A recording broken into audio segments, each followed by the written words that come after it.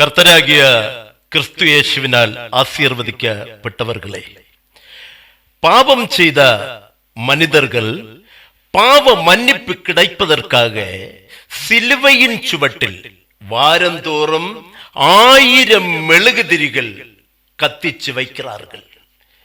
மெழுகுதிரிகள் கத்திச்சு வைத்தால் பாவம் தீருமா? அந்த மெழுகு கத்தி உருகி மீண்டும் மெழுகாக மாறுகிறது.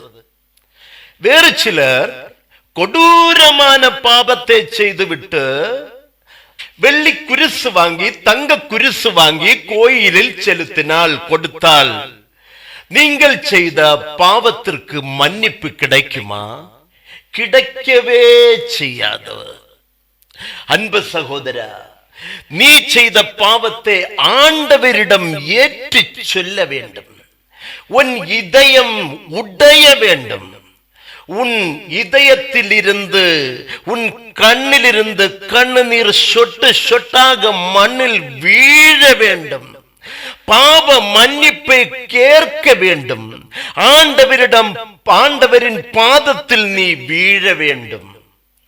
அந்த பாவ மன்னிப்பை கேட்டு ஆண்டவரிடம் நீ செய்த பாவத்தை மீண்டும் மீண்டும் செய்யாமல் இருக்குவதுதான் பாவ மன்னிப்பு. ஒரு தடவை நீ பாவம் செய்துவிட்டு அந்த பாவத்தை மன்னிப்பு கேட்டு ஆண்டவரின் பாதத்தில் விழுந்ததுக்கு பிறகு நீ பாவம் செய்யவே கூடாது. ஆண்டவர் சொல்கிறார், நீ என்னிடம் வர வேண்டும்.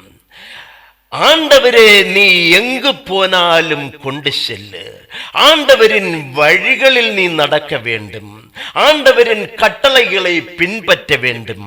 ஆண்டவரின் ஆசீர்வாதம் வேணுமானால் ஆண்டவரின் வார்த்தைகளுக்கு செவி கொடுக்க வேண்டும்.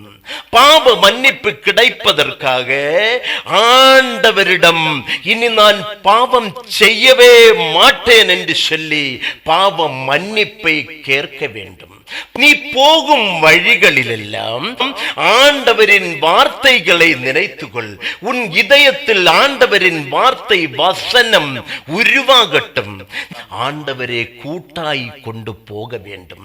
ஆண்டவரின் பாதையில் நீ பயணம் செய்யும் போது, ஆண்டவரின் கூடை நீ சஞ்சரிக்கும் போது உன் பாவங்கள் எல்லாம் கெட்டுகள் எல்லாம் அழியும். பாவ மன்னிப்பு கிடைக்கும். கண்டிப்பாக உனக்கு ஆசீர்வாதம் கிடைக்கும்.